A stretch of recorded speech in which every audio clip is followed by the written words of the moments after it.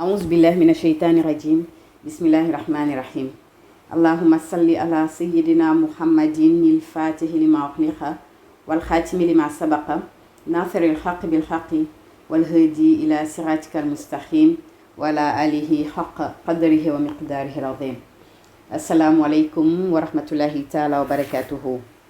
Chers frères, chères sœurs, nous allons aujourd'hui vous parler des mystères de l'univers.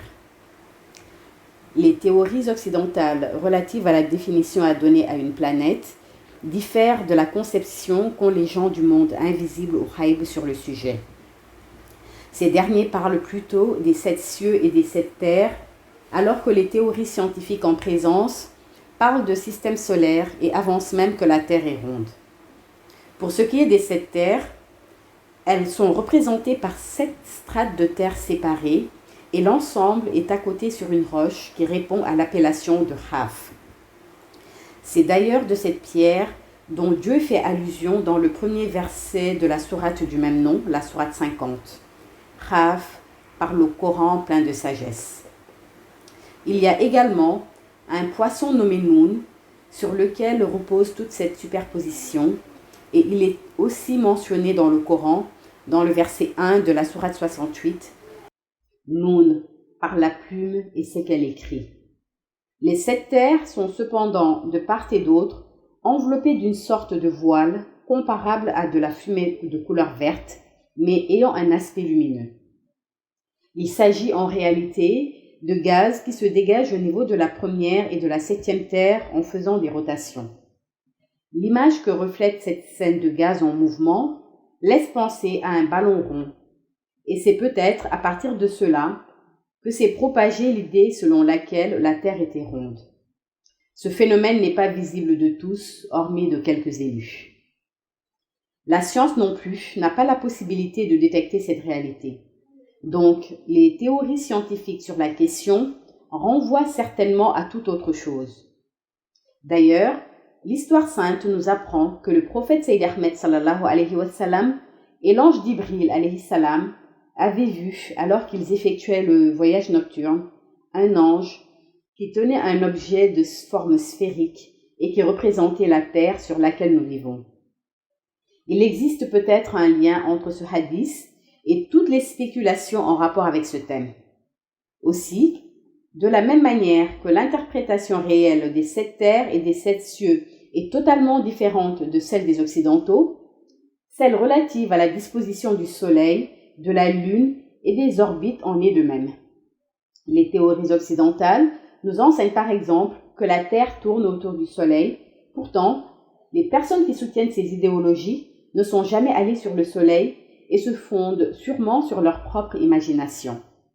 Elles n'ont pas non plus réussi à percer la première terre pour ainsi accéder à la deuxième dont elles ignorent très certainement l'existence. Et même si elles étaient au courant de l'existence et de l'authenticité des autres terres, elles ne pourraient jamais y accéder du fait de la distance à parcourir qui est inimaginable et immesurable pour un cerveau humain. Leur connaissance ne se limite dès lors qu'à la première terre et tout le reste n'est que spéculation. Pour découvrir la vraie réalité, il faut pouvoir percer le monde des mystères ghaib, comme il a été expliqué dans la vidéo consacrée au Soleil et à la Lune. Ce ne sont pas avec les moyens technologiques dont le monde Shahada dispose que ces mystères seront élucidés. Malgré toute l'ingénierie créée pour creuser les profondeurs de la Terre, nul ne pourra atteindre la deuxième. Les mystères dont les individus ignorent l'existence ou sur lesquels ils donnent des interprétations erronées sont en effet assez nombreux. C'est le cas par exemple de ces créatures que les scientifiques appellent les extraterrestres et qui sont en réalité des afarites, la plus puissante des races de djinns. À la question de savoir pourquoi les Occidentaux ont plus de facilité pour les voir, bien qu'ils soient des créatures appartenant au monde ghaib ou batin, tandis que des hommes de Dieu peinent à les voir. Le Qutb al-Artab al-Kabir nous explique que cela est dû au fait que les afarites sont conscients qu'ils peuvent vivre avec les Occidentaux puisqu'ils sont incapables de les exterminer ou de les anéantir, car dépourvus de pouvoir mystique. Ces afarites ont pour habitude de se réfugier dans des endroits très isolés et abandonnés tels que des sites nucléaires. Les hommes évitent généralement d'habiter près de ces sites à cause des radiations nocives qui polluent l'atmosphère. Les Afarites choisissent donc ces endroits pour leur calme afin d'y vivre isolés, loin des êtres humains. Ils sortent parfois de leur monde caché pour entrer dans celui du visible, se croyant à l'abri des humains. Il arrive parfois que des personnes les surprennent et les voient dans leur apparence réelle. Les mystères entourant le monde et l'univers sont nombreux. Dieu subhanahu wa ta'ala a créé plusieurs mondes peuplés de créatures. Mais ces dernières, en dehors du monde dans lequel elles évoluent, ignorent tout de l'existence d'autres univers parallèles. Dans le monde de Shahada, beaucoup ne se doutent même pas du sort qui sera réservé à cette terre lorsque l'heure arrivera. Dieu subhanahu wa ta'ala pliera toutes les terres et les conservera dans le monde invisible au Haïb. Le jour du jugement dernier se tiendra sur une terre faite de sable blanc que le Seigneur a déjà créé, plié et confiné. Cependant, avant que n'arrive ce jour de la rétribution, l'ange de la mort récupérera toutes les âmes des êtres visibles, les hommes comme invisibles, les djinns. Iblis, en ce qui le concerne, sera le dernier sur la liste de l'ange de la mort parce qu'il avait prié Allah subhanahu wa ta'ala de retarder son châtiment pour qu'il puisse vivre jusqu'aux derniers instants afin de détourner le plus d'hommes et de djinns du droit chemin. Son objectif durant les 17 années que durera l'Apocalypse sera de rassurer les êtres et de semer la confusion dans leur esprit par rapport aux situations chaotiques qui seront les prémices de la fin de l'ici-bas.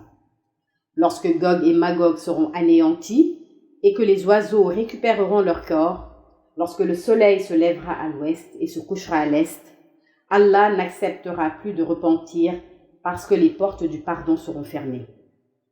Après avoir récupéré toutes les âmes par l'intermédiaire de l'ange de la mort, Allah subhanahu wa ta'ala ordonnera à l'ange Malik, le gardien de l'enfer, de sortir une fourche en feu des entrailles de la géhenne.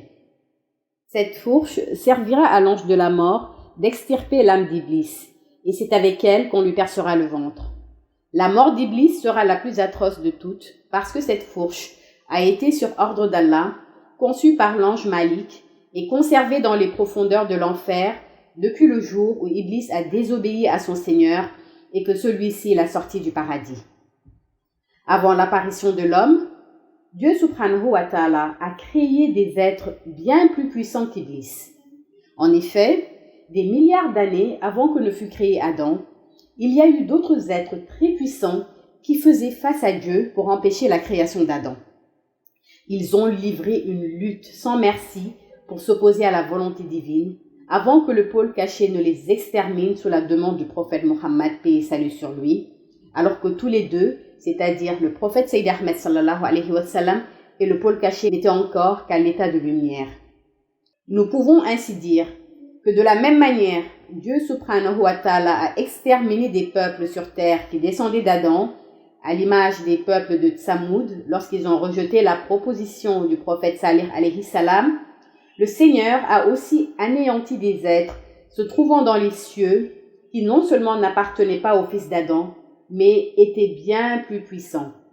Notons toutefois que Dieu subhanahu wa ta'ala n'extermine jamais un peuple sur terre sans lui avoir envoyé au préalable un messager. Mais cela ne concerne que les créatures vivant sur terre, car ceux qui évoluent dans le monde invisible au Haïb sont régis par une toute autre réalité. Nous arrivons au terme de cet exposé. Nous vous remercions de l'avoir suivi.